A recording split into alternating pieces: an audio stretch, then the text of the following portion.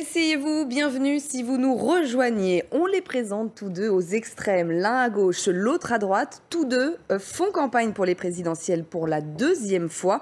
Tous deux ont des ennemis communs, la mondialisation, le système.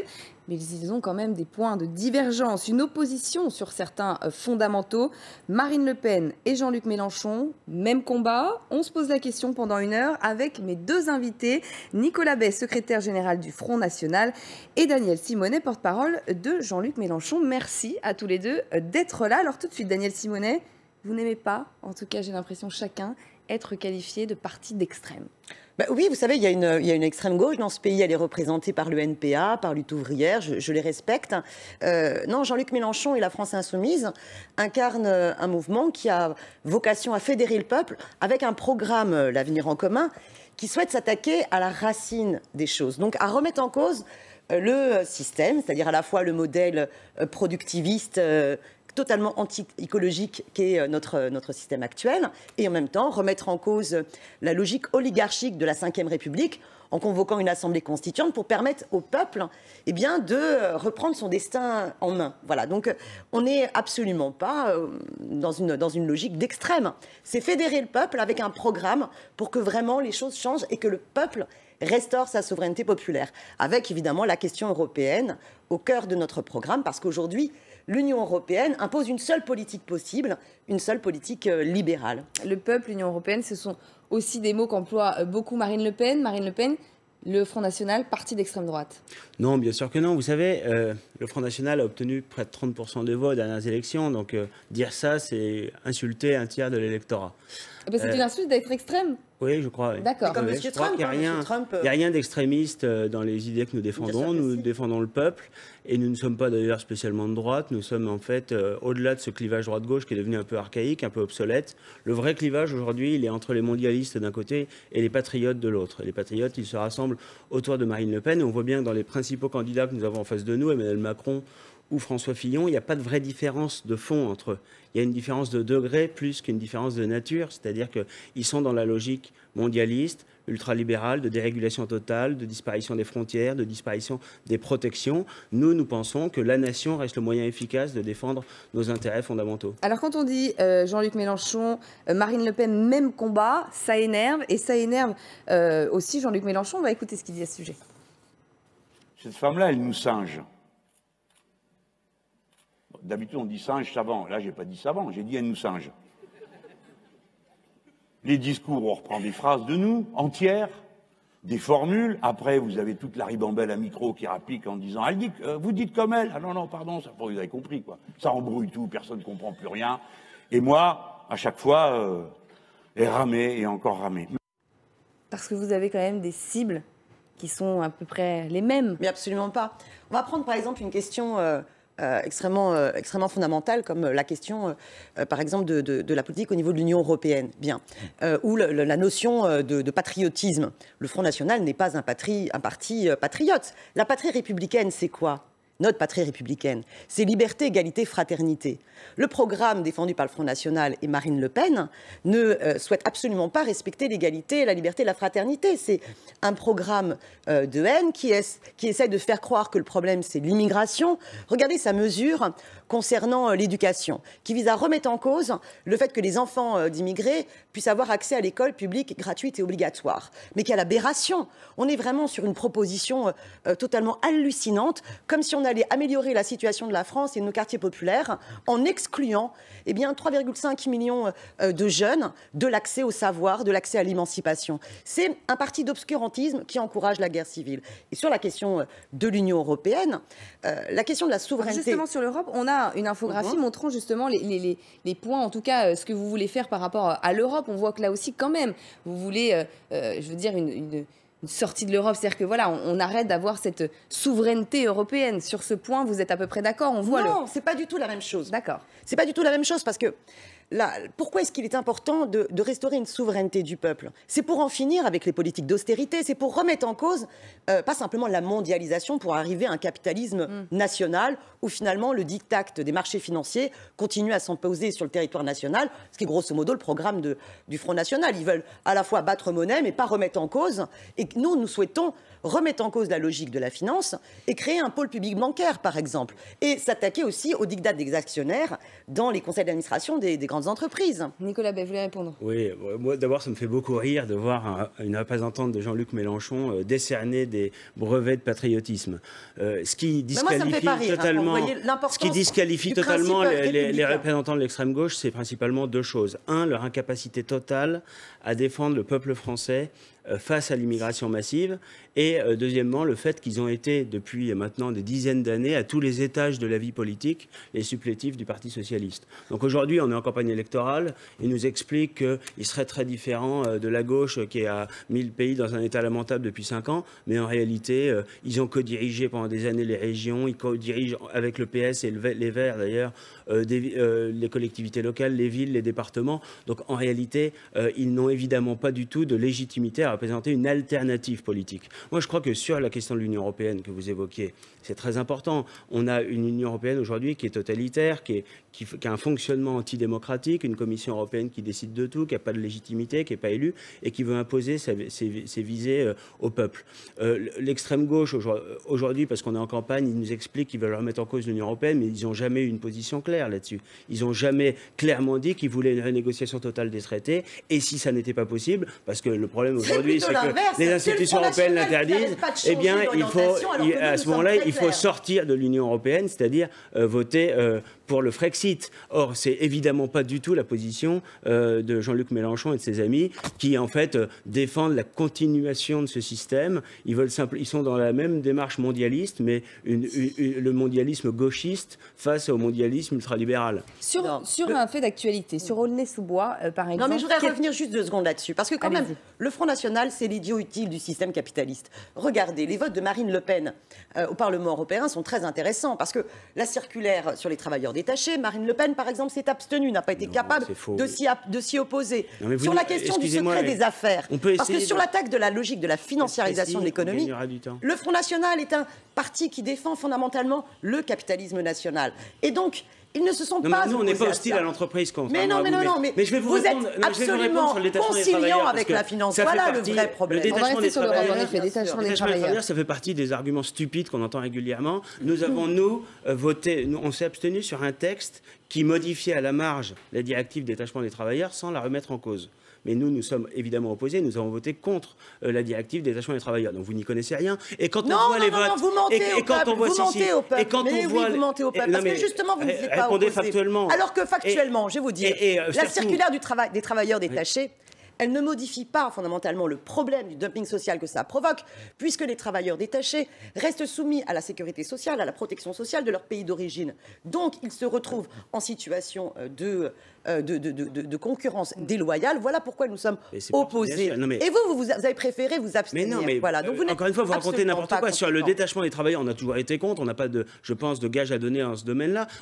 Simplement, il y avait eu un texte au Parlement européen qui modifiait très légèrement la directive détachement des travailleurs. Et c'est sur cette Et le secret des affaires, alors il y avait aussi un petit truc comme ça pour enfumer les gens qui justifiait que le vote soit pas clair. Madame Simonet, pourquoi vos votes ne sont pas clairs ? Regardez donc les votes de vos députés européens, de Madame Vergiat, par exemple. Nous avons un député européen, il s'appelle Jean-Luc Mélenchon. Oui, non, moi je vous parle de Mme Vergiat qui a été élue sur vos listes. Regardez les votes qui sont les siens au Parlement européen. Vous verrez qu'elle va très loin dans la logique mondialiste, très loin dans la logique européiste, très loin aussi dans la logique immigrationniste. Et c'est votre problème fondamental. Vous n'êtes pas capable de vous opposer à l'immigration. Vous refusez de défendre les Français les plus modestes et les plus fragiles, qui sont les premières victimes de l'immigration. La vérité, c'est que l'immigration... C'est vous qui les méprisez. Vous croyez que le problème, c'est les immigrés, le problème, c'est la finance. Elle est utilisée, l'immigration, pour peser à la baisse sur les salaires et sur les droits sociaux des travailleurs français et par ricochet des autres pays européens. Parce Sauf qu'il que y a comme vous un système défendez de le libre capital, circulation. et bien sûr les travailleurs des planchers, quand ils vont à ce moment-là voter,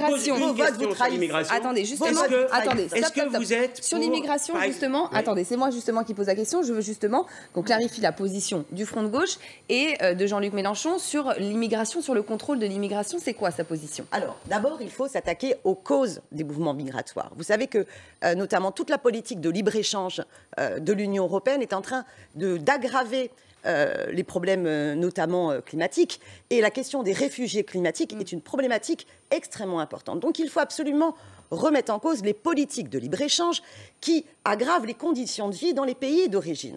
Et l'ensemble des politiques qui sont menées par l'Union européenne et à laquelle vous ne vous opposez pas, parce que quand vous avez tout un discours contre la mondialisation, vous fermez votre petite bouche sur la question du libre-échange et sur les politiques libérales qui sont menées. Donc il faut absolument une rupture en faveur véritablement du co-développement. Ensuite, on doit assumer l'égalité des droits et non pas faire un appel à la guerre civile. Je vais prendre une mesure sur les réfugiés de guerre, totalement, par exemple. C'est ça, l'immigration de guerre. La France doit assumer son devoir d'accueil. Et surtout, elle doit l'assumer dans des bonnes conditions.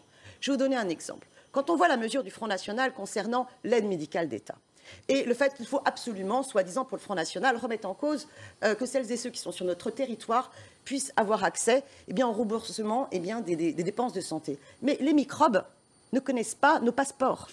Et quand vous avez un problème de telle ou de telle maladie, ils ne vont pas regarder quelle est la nationalité ou la couleur de peau. Donc la question, par exemple, d'une politique de santé publique doit vraiment respecter l'égalité des droits. Sur la fermeture des frontières, qui est par exemple notamment, on va y revenir, je vais vous donner bien sûr la parole là-dessus, mais vous êtes évidemment, je suppose, en total désaccord avec ce que propose le Front National ? Mais surtout qu'il est dans une hypocrisie totale, parce que si vous voulez permettre aux gens de vivre dans leur pays d'origine, il faut arrêter les politiques de libre-échange. Et donc, l'enjeu n'est pas de mettre des murs. Regardez l'aberration de la politique de M. Trump. Le problème n'est pas de mettre des murs autour des frontières, mais de créer des conditions pour restaurer une souveraineté alimentaire dans l'ensemble des pays qui sont à l'origine des mouvements migratoires, et de garantir l'égalité des droits et d'empêcher le patronat de surexploiter les travailleurs sans papier en organisant une délocalisation sur place. Et donc exiger l'égalité des droits sur le territoire. Notre République, même sol, même droit. Je veux qu'on parle de la lutte antiterrorisme, notamment à travers ça, parce que c'est un sujet ultra concernant pour les Français. Au-delà de l'emploi, c'est sûrement la deuxième priorité, c'est de savoir s'ils vont être en sécurité, s'il y a un attentat, qui sera à la tête de l'État. Sur l'Europe et l'immigration, vous, clairement, c'est fermer les frontières. Oui, c'est maîtriser. En réalité, il n'y a jamais eu de volonté de maîtriser les frontières extérieures de l'Europe. On nous avait vendu Schengen comme le moyen de protéger nos frontières extérieures avec une libre circulation à l'intérieur. On a à la fois la libre circulation à l'intérieur et de surcroît aucune protection à l'extérieur. Le résultat, c'est que quand François Fillon et Nicolas Sarkozy ont déstabilisé la Libye, quand on n'a pas mené la bonne politique en Syrie et qu'on a laissé prospérer les factions islamistes là-bas, on a amené des flux migratoires massifs vers l'Europe. Pour beaucoup, d'ailleurs, il faut être juste, ils ne fuient pas la guerre. C'est pas non plus d'ailleurs des réfugiés climatiques. Pour l'essentiel, c'est des réfugiés économiques. Ils viennent en France et en Europe parce qu'ils croient qu'il y a un Eldorado européen. Il y a une réalité d'Irakiens et de Syriens qui fuient la guerre. C'est une petite partie des Est-ce que votre position, c'est de dire, Europe, comme le dit souvent Florian Philippot, c'est-à-dire que c'est le cheval de Troie mais c'est-à-dire que là, on parle de 3 personnes sur des millions. Et c'est vrai que... Essayons d'être précis. Il y a une infime minorité des immigrés clandestins qui arrivent en Europe, qu'on appelle improprement des réfugiés. En réalité, ils viennent pour des raisons économiques. Ils ne fuient pas la guerre. Maintenant, il faut évidemment fermer nos frontières et effectuer des contrôles systématiques pour éviter d'avoir cet afflux massif d'immigration, parce que et puis il faut mettre fin à toutes les pompes aspirantes de cette immigration. On va continuer ce débat, mais il faut qu'on fasse une pause pour l'essentiel de l'info, et je vous promets, on en parle juste après. LCI se poursuit, on continue de parler de politique, on parle de Jean-Luc Mélenchon, de Marine Le Pen, de leur programme. Des points communs, il y en a très peu, des différences beaucoup. On parlait notamment de l'Europe, plutôt de la place de la France dans l'Europe, et vous allez voir, en tout cas, Marine Le Pen est d'accord avec vous, on l'écoute. Non, je ne pense pas. D'accord sur le fait que vous ne soyez pas d'accord. Ah, mais il est radicalement différent, parce que M. Mélenchon, il ne remet pas en cause l'Union européenne. il la critique. Sur ces mais points-là, il n'explique pas comment est-ce qu'on la remet en cause. Or, la politique d'austérité que subissent les Français aujourd'hui et qui n'est qu'un début quand on voit quelle est la feuille de route de Bruxelles. La feuille de route de Bruxelles, vous pouvez la lire, c'est le programme de François Fillon. Bon, ça n'est que le début, ça va s'aggraver considérablement. Or, je n'ai pas entendu Jean-Luc Mélenchon dire « moi je vais et sur les points dont je vous avec parle. l'Union européenne pour pouvoir arrêter la politique d'austérité qui est menée ». Maintenant, madame, là, on parle d'un protectionnisme intelligent chez vous, protectionnisme solidaire au Front de gauche. Quelle est vraiment la différence pour les Français? Je pense qu'ils ont besoin d'explications derrière ces termes. Il y a une énorme différence. Aujourd'hui, le problème de la France, c'est qu'elle cumule les défauts du mondialisme ultralibéral, c'est un État qui ne protège pas, qui n'organise pas le patriotisme économique, et les défauts du socialisme, un État tentaculaire qui paralyse l'activité économique avec une fiscalité et des charges qui sont confiscatoires pour l'économie réelle. Nous, ce que nous défendons, c'est évidemment des protections douanières quand c'est nécessaire pour éviter le dumping social, le dumping environnemental, c'est éviter en particulier la concurrence déloyale pour nos entreprises, c'est-à-dire que des produits fabriqués à l'autre bout du monde avec des gamins qui travaillent 18 heures par jour, payés 20 € par mois, et bien que ces produits-là soient taxés quand ils arrivent en France et en Europe. Mais nous, ce que nous défendons aussi, et c'est une énorme différence avec l'extrême gauche, c'est que nous défendons la liberté d'entreprendre, la liberté d'initiative économique, c'est-à-dire que nous défendons l'abaissement de la fiscalité, un impôt sur les sociétés plus progressif, l'abaissement de la fiscalité, l'abaissement des charges sociales, la suppression de règlements, de contraintes administratives très lourdes sur les entreprises pour cesser, pour mettre un terme à une économie qui est aujourd'hui totalement bridée. Ça n'a rien à voir, puisque le MEDEF, il défend la logique ultralibérale de dérégulation totale, de disparition de toutes les protections, c'est-à-dire qu'il est aligné sur les positions de Macron et de Fillon. Voilà, ça n'a rien à voir. Comme vous, la baisse des cotisations sociales, parce que le problème de la sécurité sociale n'est pas l'heure. Cela dit, on voit bien aujourd'hui, c'est intéressant, c'est que quand la droite est au pouvoir, en réalité, ils mènent la politique d'austérité qui est imposée par Bruxelles et ils augmentent les impôts massivement. C'est-à-dire que ceux qui prétendent vouloir libérer l'initiative économique, en fait, ils font le contraire. La droite et la gauche, ils ont comme point commun quinquennat de Fillon, 50 milliards d'euros supplémentaires d'impôts, quinquennat de Hollande, 30 milliards supplémentaires. Eh bien, il faut évidemment alléger cette pression fiscale. Donc vous baisserez les impôts alors, si le Front National arrive au pouvoir. La question, c'est évidemment comment on fait pour maintenir un niveau de protection sociale tout en baissant la fiscalité et les charges, eh bien en faisant des économies. Et il y a des gisements d'économies très importants dans notre pays, mais on n'ose pas y toucher. C'est l'immigration, des dizaines de milliards d'euros par an, c'est la politique de la ville. Ça coûte le renforcement du contrôle aux frontières. La politique de la ville, ça coûte pas très cher. Ah bah bien sûr que si, c'est ça qui coûte très cher. Non, de payer 2000 douaniers, c'est pas ça qui coûte. Bien sûr. Et la reconduite à la frontière, combien ça coûte? 90 milliards d'euros par an, la politique de la ville, qui est un échec total depuis des années et des années, qui consiste à acheter la paix civile dans les quartiers, et on voit le résultat ces derniers jours. Je vais vous répondre, ça c'est un point très important. Vous êtes en train de nous dire que contrôler nos frontières coûterait très cher, c'est évidemment faux. Inverser les flux migratoires, c'est-à-dire reconduire à la frontière les clandestins, ça coûte rien, ça coûte quelques centaines de millions au maximum. Voilà, c'est absolument dérisoire. Alors que l'Union européenne, elle nous coûte 8 milliards d'euros par an, la fraude sociale, elle nous coûte 20 milliards d'euros par an, la fraude fiscale, elle nous coûte 50 milliards d'euros par an. Donc il y a des gisements d'économie dans notre pays. Encore faut-il avoir la volonté politique de s'y atteler. On voit avec les émeutes de ces derniers jours qu'on a l'immigration massive, elle provoque l'insécurité extrêmement violente sur notre sol, et avec un pouvoir socialiste qui aujourd'hui fait preuve d'une lâcheté totale et ne prend pas les mesures nécessaires. Tout ça, c'est un coût exorbitant pour le contribuable. Le coût direct de l'immigration, c'est environ 20 milliards d'euros par an, et les coûts indirects, c'est des dizaines de milliards supplémentaires. Quand on voit, par exemple, la population carcérale, le coût du système pénitentiaire qui est plombé par l'immigration, le coût du fonctionnement des tribunaux correctionnels qui est plombé par l'immigration. Oui, bien sûr. Voilà, on va peut-être revenir à l'essentiel. On va justement parler. C'est l'aide médicale d'État. Madame Simonet nous expliquait tout à l'heure que l'aide médicale d'État, c'est normal. Ça consiste à soigner gratuitement les clandestins. Ça coûte 1 milliard d'euros par an. Voilà encore une bonne raison de faire des économies. On a des Français qui ne se soignent plus, qui ne peuvent plus avoir accès à des soins dentaires ou ophtalmologiques. Des médicaments sont déremboursés tous les mois. Le coût des mutuelles complémentaires explose, et pendant ce temps-là, Madame Simonet, elle veut continuer avec l'aide médicale d'État. On soigne gratuitement toute la planète. Alors arrêtez, c'est pas possible. Votre projet vise uniquement à opposer les catégories de citoyens les uns contre les autres. Voilà, c'est l'organisation de la grève. C'est l'organisation de la grève. C'est là le côté solidaire. C'est le côté solidaire où vous vous démarquez. C'est pas les citoyens, Madame Simonet. Par ailleurs, vous avez beaucoup parlé maintenant. Vous allez un peu laisser la parole aux autres. Je sais que la question du respect de la tolérance est quelque chose que vous ne connaissez pas dans votre registre. Mais voilà. Justement, le côté solidaire, c'est ça. Vous voulez faire la différence. le côté du protectionnisme j'ai déjà répondu solidaire. sur la question de l'aide médicale d'État. Non, justement sur le côté du protectionnisme bien sûr. solidaire. La question de l'égalité des droits, elle est essentielle, voilà, parce que c'est la base de notre héritage républicain, voilà, c'est l'égalité, la liberté, la fraternité, et ces trois principes-là sont totalement liés. Maintenant, pour revenir à la question européenne que vous avez posée au début, bon, le Front National finalement propose quoi ? Ne propose pas de remettre en cause le modèle économique dans lequel nous sommes.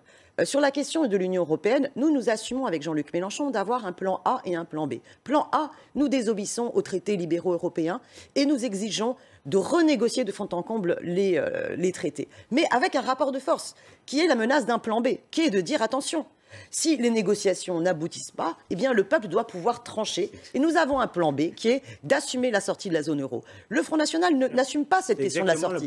Parce que le Front National, quand ils défendent par exemple la question de la question monétaire, ils ne remettent pas en cause la logique du capitalisme financier, puisqu'ils ne défendent pas notamment le fait qu'il faut créer un pôle public bancaire pour pouvoir s'émanciper des marchés financiers et pour pouvoir faire en sorte qu'il y ait une politique de relance de l'économie par l'investissement, par la hausse des salaires. Le Front National ne s'attaque pas à la question du capital. Le Front National est antisocial. Le Front National est antisocial, il ne propose pas l'augmentation du SMIC. Le Front National de Marine Le Pen propose par exemple la baisse des cotisations sociales, exactement comme le MEDEF. Or, mais il n'y a pas de charge dans ce pays. Il n'y a pas de charge sociale. Ça, c'est le discours du patronat. C'est le discours du MEDEF. Il y a des cotisations sociales. Héritées du Conseil national de la résistance. Mais ça, forcément, c'est un héritage qui n'est pas le vôtre, puisque vous n'êtes pas patriote. Le problème, c'est que les comptes publics, la protection sociale, le fait que tout le monde puisse avoir une solidarité qui fait en sorte que tout le monde puisse être soigné, parce que c'est une question de santé publique, que tout le monde puisse avoir une continuité de revenus quand on est en situation de maladie ou bien de retraite. Eh bien, par exemple, c'est de demander que les petits artisans, les petits chefs d'entreprise puissent enfin sortir du RSI et pouvoir réintégrer le système de la protection sociale. Voilà le programme de Jean-Luc Mélenchon. J'essaie de répondre rapidement sur les différents points, parce que ça part un peu dans toutes les directions. Mais ce qui est frappant, c'est qu'on voit très bien qu'on refuse de faire la distinction entre le citoyen, dans le discours de l'extrême gauche, entre le citoyen et celui qui ne l'est pas. Nous considérons que si on veut maintenir un niveau de protection sociale, si on veut assurer la santé pour tous, si on veut assurer l'accès à un certain nombre de services publics fondamentaux, eh bien, il faut évidemment que ce soit réservé aux citoyens français. Sinon, quand on a 200 000 entrées légales par an et des dizaines de milliers de clandestins qui s'ajoutent, eh bien, on ne pourra pas maintenir cette politique. Aujourd'hui,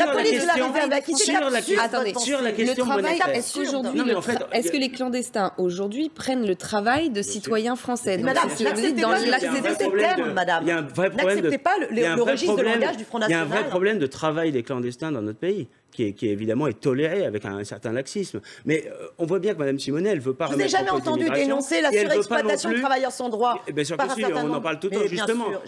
On est au cœur du problème. On utilise l'immigration comme une façon de peser sur les salaires. Sur l'euro, c'est assez stupéfiant ce que j'ai entendu, parce que Jean-Luc Mélenchon n'a jamais osé remettre en cause réellement la monnaie unique européenne. Nous, ce que nous disons, c'est que cette monnaie unique européenne, elle dessert nos intérêts, elle sert sans doute les intérêts de l'Allemagne au détriment de la plupart des autres pays de la zone euro. Et donc, il faut en sortir, c'est-à-dire retrouver notre liberté monétaire, c'est-à-dire que la monnaie doit à nouveau être un outil au service de l'économie. On a une balance commerciale mais vous défendez la parité qui est fixe. déficitaire de 45 milliards d'euros par an. Pas. Eh bien, il faut évidemment avoir une monnaie moins fortement évaluée. Donc, nous voulons faire évoluer l'euro-monnaie unique vers un euro-monnaie commune qui sera constitué d'un panier de monnaie nationale, une monnaie d'échange international, mais chaque pays retrouve... Pas de retour au franc, alors, en tout cas. Si chaque pays retrouve sa souveraineté monétaire, et on maintiendrait juste une monnaie internationale qui serait constituée de l'ensemble des monnaies qui... mais ils sont pour un système c'est évidemment un système qui fonctionne bien. C'est un système qui fonctionne bien et qui donne une puissance collective aux nations européennes, mais permet à chacun d'avoir à nouveau une monnaie qui est adaptée à l'état de son économie. Vous êtes hostile, en réalité, on voit très bien, vous êtes pour un mondialisme, mais contre le capitalisme. Mais ça, c'est une hypocrisie totale, parce que en réalité, la logique mondialiste, c'est la logique de la spéculation. Alors, qu'est-ce que sur l'euro? Monsieur Jean-Luc Mélenchon, président de la République, ira voir Mme Merkel, ira voir les institutions sur le plan A et le plan B. européenne, Et il commencera par créer une bonne ambiance de travail en leur disant à l'issue des négociations, il y aura un référendum. Et ce sera le peuple qui tranchera. D'accord, donc la question sera posée. Exactement, la question sera posée. Et elle sera posée en quels termes? Soit, le peuple tranchera parce qu'il estimera que le résultat des négociations, en termes de refonte, de fond en comble des traités est satisfaisant, soit il estimera que ça n'est pas satisfaisant et donc il y a un plan B qui est la sortie des traités libéraux européens. Mais vous n'avez pas inventé l'eau chaude là-dessus. Ça fait des années que nous défendons un projet qui consiste à renégocier dans un premier temps. Je sais que ça vous embête d'avoir une contradiction. Si la négociation est impossible de sortir de l'Union européenne, voilà, c'est tout. On ne peut pas terminer une phrase avec eux. On termine rapidement sur l'Europe et l'euro parce qu'après on va passer à un autre thème. Mais surtout, on le fait pour remettre en cause les politiques d'austérité qui sont imposées. La grosse différence que nous avons avec le Front National aussi, il y en a plein, mais c'est que le Front National, et d'ailleurs ça se traduit dans les communes qu'il dirige, et pour la baisse des dépenses publiques, nous pensons au contraire qu'il faut à la fois de l'investissement pour répondre aux enjeux écologiques que le Front National ignore totalement, pour organiser la transition énergétique. Il faut défendre nos services publics. Nous avons à la fois besoin de restaurer une police de proximité dans nos quartiers. Nous avons besoin de redévelopper les bureaux de poste qui sont fermés les uns après les autres. Nous avons besoin de développer à la fois les emplois publics pour l'école, la santé. Et nous avons besoin de relancer une relocalisation à la fois de l'agriculture paysanne et bio et de relocaliser notre industrie. Et donc tout cela, ça se fait par aussi de la politique publique que le Front National méprise parce qu'il défend une logique finalement de capitalisme national. Voilà. Je voudrais qu'on parle d'un sujet d'actualité, ce qui est en train de se passer à Aulnay-sous-Bois et à Bobigny. Marine Le Pen est à Nice en déplacement. Elle est allée notamment sur la promenade des Anglais se recueillir sur la stèle en hommage aux victimes du 14 juillet. Elle parle de possibles embrasements. Elle a apporté son soutien aux policiers directement. Elle n'a parlé que de ça. Oui, bien sûr, c'est un sujet très important. Par rapport à l'affaire Théo, elle ne sait pas, elle s'est positionnée tout de suite sur le soutien prioritaire aux forces de l'ordre. Mais je crois que c'est très important. Il faut laisser l'enquête se faire sur ce qui est arrivé à ce jeune homme. Les premiers éléments de l'enquête laissent penser que ça pourrait être accidentel, mais en toute hypothèse, il a été gravement blessé, et donc on peut avoir évidemment de la compassion pour ce garçon. Mais pour autant, ça doit pas, si, bien sûr que si, on l'a dit, mais pour autant, ça ne doit pas jeter l'opprobre ni sur le travail des policiers, extrêmement difficile, le travail de nos forces de l'ordre qui est extrêmement compliqué aujourd'hui, avec peu de soutien, il faut bien le dire, des pouvoirs publics, avec des effectifs qui ont été effondrés, notamment par M. Fillon, qui n'ont jamais été reconstitués par Hollande et Valls. Mais justement, vous dites qu'il y a deux acteurs, et puis on a l'impression que ça va que vers un seul acteur. Est-ce que ce n'est pas pour les gens des quartiers, qui eux sont peut-être aussi en souffrance? Les gens des quartiers, ça ne veut rien dire. Les personnes qui habitent dans les quartiers, qui sont en souffrance par rapport à ça. Je veux dire, on a l'impression qu'on a entendu vraiment que sur un seul sujet, sur un seul côté. Il y a beaucoup de gens qui habitent dans ces quartiers qui sont évidemment au quotidien les premières victimes de cette insécurité c'est comme insupportable. Ça que ça se passe. Mais cette insécurité insupportable, ce sont les classes populaires dans les quartiers qui en sont victimes, comme les policiers. Mais alors que faire? Renforcer seulement la sécurité, ne pas écouter derrière les souffrances de l'État. Il faut que l'État assure ses fonctions régaliennes. Aujourd'hui, parce qu'on a eu un effondrement des effectifs de police, ils sont largement accaparés par la lutte antiterroriste. Donc Marine Le Pen renforcera les effectifs si elle arrive au pouvoir. On augmentera de 15 000 postes dans la police, la gendarmerie et les douanes. Et surtout, il faut évidemment qu'on ne laisse pas prospérer la délinquance, la criminalité, sous prétexte qu'on lutte contre le terrorisme. Or aujourd'hui, on voit bien, certains utilisent les événements, ce jeune homme qui a été blessé, pour mettre le feu aux voitures, pour mettre le feu aux abribus, etc. Ça, c'est absolument inacceptable. Et vous pensez que derrière, il y a quelque chose de malade quand même, ça signifie qu'il y a quelque chose qui ne va pas? Non, la vérité, elle est très simple. C'est que les classes populaires sont victimes, dans ces quartiers-là, sont les premières victimes de cette immigration qui génère l'insécurité massive. Mais c'était pas un immigré, il n'y a que l'immigration. On voit très bien. Écoutez, il faut dire la vérité. Quand on regarde les images à la télévision des délinquants... Mais c'est un citoyen français, Théo. Là, vous dites l'immigration est le problème. Non, bien sûr. C'est ça, vous n'êtes pas capable de parler de Théo. Vous n'êtes pas capable de parler de Théo. C'est bien ça le drame. Je parle des délinquants dont on voit bien qu'ils sont tous issus de l'immigration. Mais oui, allez, encore, toujours. On voit bien sur les images de oui, mais ça veut dire que l'immense majorité d'entre eux sont issus de l'immigration. Vous le voyez sur les images parce que vous dites quoi? C'est-à-dire que vous voyez des gens qui sont de différentes couleurs de peau et donc ils sont majoritairement issus de l'immigration. Comme disait Coluche, ils ne sont pas franchement louches, mais franchement basanés. Vous pouvez ne pas voir la réalité. Non, mais vous étages que vous du Front pouvez ne National. pas voir la réalité. Voilà mais mépris, la réalité, c'est que... le mépris de la République métissée. Voilà le mépris Non, de ce mais la qu'est République notre métissée, ça France. ne veut rien dire. Votre Ça, remise c'est en du cause du droit du communautarisme. sol. Et Voilà. ça, c'est très dangereux. C'est honteux. Vous voulez, Moi, je voulez pas posais la toucher au droit du position sol, de vous voulez pas Franck toucher à Gauche l'immigration, sur cette au moins c'est situation. clair, le peuple Est-ce qu'il peut se français taire, ce monsieur sait qu'il ne Est-ce qu'il sera peut se jamais taire et défendu accepter par que vous. d'autres prennent la parole? Allez-y, parlez. Quelle est la position de Jean-Luc Mélenchon à ce sujet, à ce qui est en train de se passer? D'abord, ce qui est arrivé à Théo est dramatique. Moi, je suis très attachée, et nous sommes très attachés, nous avons une haute idée de la police républicaine. En aucun cas, il ne faut généraliser sur l'ensemble de la police républicaine, sur ce qui s'est passé. Mais le comportement de ces policiers, ce qu'ils ont commis, ce qu'ils ont infligé à Théo, relève de la torture, ne relève pas du tout du comportement normal de la police républicaine. Et moi, je condamne toutes les violences d'où qu'elles viennent.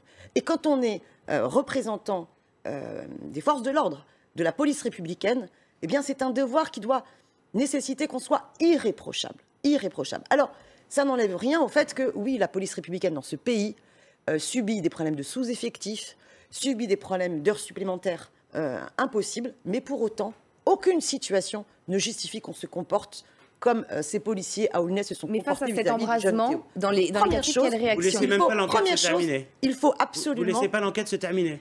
Première chose, il faut absolument que l'enquête aille jusqu'au bout, Stupéfiant. que la justice soit faite et qu'il y ait vraiment une formation au niveau de la police, comme il avait pu en avoir au début des années 80, et qu'on prenne enfin la mesure de la nécessité d'imposer des récépissés datés, signés, co-signés contre les contrôles aux faciès, qu'on arrive véritablement à restaurer une police républicaine avec une police de proximité dans les quartiers, parce que qu'on ait enfin conscience que la jeunesse de ce pays subit une discrimination terrible dans les quartiers. Après, il y a toute la problématique que l'on connaît et sur laquelle rien n'a été fait vis-à-vis des quartiers.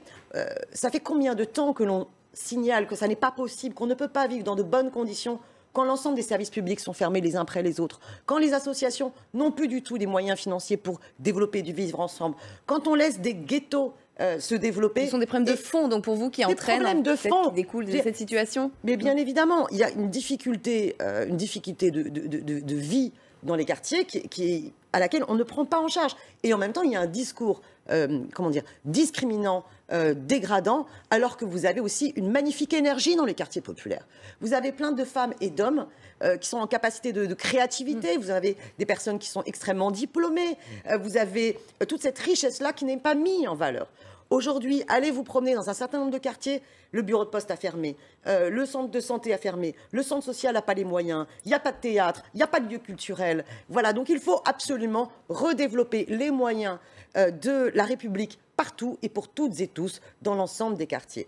Nicolas Bay. Ce qui est certain, c'est qu'il faut rétablir les services publics dans les quartiers. Ça fait pas l'ombre d'un doute, mais Donc, il faut aussi mettre sur ce point-là. Il faut mettre bien sûr, évidemment, on est aussi la réduction des dépenses l'austérité, mais c'est une oui. évidence. La question ne se pose même pas. Tout le monde le sait. Enfin, Marine Le Pen en parle tout le temps. Il y a que vous qui regardez mais toutes jamais la vos politiques, télévision. quand vous êtes aux manettes dans les municipalités, vous baissez les dépenses publiques. Faites l'inverse. Ces quartiers, vous fermez ils sont devenus, s'il vous le plaît, secours populaire. Ben oui, le secours populaire. Pourquoi vous lui coupez les ressources? On a dans ces quartiers un autre ordre qui s'est substitué à l'ordre républicain. C'est devenu non seulement des quartiers de non-droit, mais des quartiers de non-France, c'est-à-dire avec des barbus ou des dealers, ou parfois les deux, qui font leur loi. Et il faut évidemment que l'État soit présent, qu'il assume ses fonctions régaliennes, qu'il fasse preuve d'autorité, de fermeté pour empêcher les barbus ou les dealers de faire leur loi dans ces quartiers. Ça, c'est le devoir que nous avons vis-à-vis des populations qui, évidemment, sont en situation de grande vulnérabilité et pour qui vivre dans ces quartiers devient de plus en plus insupportable. Moi, je refuse en revanche ce discours qui consiste à dire, finalement, l'insécurité dans ces quartiers, elle serait le résultat de la pauvreté et tout. Parce que c'est une véritable insulte à nos compatriotes qui vivent parfois, c'est vrai, difficilement dans la pauvreté, dans la précarité, et qui se comportent admirablement bien et qui sont exemplaires. On ne peut pas mélanger comme ça ceux qui habitent dans ces quartiers, qui subissent l'insécurité, et les délinquants et les criminels. Et les délinquants et les criminels, ils doivent être mis derrière les barreaux. Ils doivent être sanctionnés très lourdement, c'est exactement ce que ne fait pas aujourd'hui le gouvernement. On a des gens qui brûlent, qui cassent. Au maximum, ils auront quelques semaines ou quelques mois de prison qu'ils n'effectueront même pas parce que la surpopulation carcérale et les lois Dati et Taubira feront qu'ils auront juste un petit bracelet autour de la cheville. C'est ça qui est insupportable. Il faut on ne peut pas faire vivre nos devises fondamentales de la République, la liberté, l'égalité et la fraternité, quand Et il y a vous pas en moquez. la Alors, sécurité justement, en et la parlant de première l'égalité, liberté. Est-ce que vous On va croyez parler de que empêcher les jeunes empêcher, parce que c'est la mesure de Marine Le Pen quand même, hein, c'est-à-dire d'empêcher les jeunes issus de l'immigration, comme vous dites, d'avoir accès à l'école publique gratuite et obligatoire. Est-ce que vous pensez que ce type de proposition défendue par Marine Le Pen, qui cherche à constitutionnaliser la préférence nationale et remettre en cause ce principe républicain, va améliorer la situation des quartiers? Vous racontez n'importe quoi. Les Bien sûr que clandestins, non. ils n'ont pas à avoir accès à l'école puisqu'ils ont vocation à être expulsés du territoire national. Ils n'ont pas vocation à rester. S'agissant des étrangers en situation régulière, c'est-à-dire ceux qui ont un titre de séjour, eh bien, nous voulons mettre en place un délai de carence, c'est-à-dire qu'ils auront accès aux services publics gratuits et à un certain nombre d'aides sociales après avoir effectué une période pendant laquelle ils ont cotisé et participé. Et les 2 premières années, alors s'ils n'ont rien. Imposer que les 2 premières années des écoles ne soient plus gratuites, laïques et obligatoires, vous croyez que ça va améliorer? Mais je vais vous dire, le fond du problème, c'est que c'est le l'immigration légale elle-même que nous voulons réduire drastiquement. Aujourd'hui, c'est 200 000 entrées par an. Nous voulons la réduire à 10 000, c'est-à-dire uniquement la part de gens qui viennent travailler en France et qui apportent un savoir-faire spécifique, technique, que nous n'avons pas ou rarement en France, mais c'est tout. On a 6 millions de chômeurs et 9 millions de pauvres. On n'a pas à continuer de supporter cette immigration massive qui plombe nos comptes publics, qui plombe nos comptes sociaux et qui apporte le désordre identitaire et sécuritaire. L'immigration est donc à l'origine de tous les maux. Pas de tous les maux, mais d'un certain nombre. Et c'est vrai qu'on ne peut pas à la fois défendre un système de protection sociale ambitieux, une vraie cohésion nationale, une vraie fraternité, et dans le même temps accepter l'immigration massive. C'est la grande incohérence de l'extrême gauche, et c'est ce qui fait qu'ils sont disqualifiés. Mais le Front National est l'idiot utile du système. Il ne remettra jamais en cause la finance, jamais en cause le 440, et préfère organiser le rejet de l'autre. Merci à tous les deux, en tout cas pour ce face-à-face. Vous restez avec nous tout de suite, un nouveau journal sur LCI.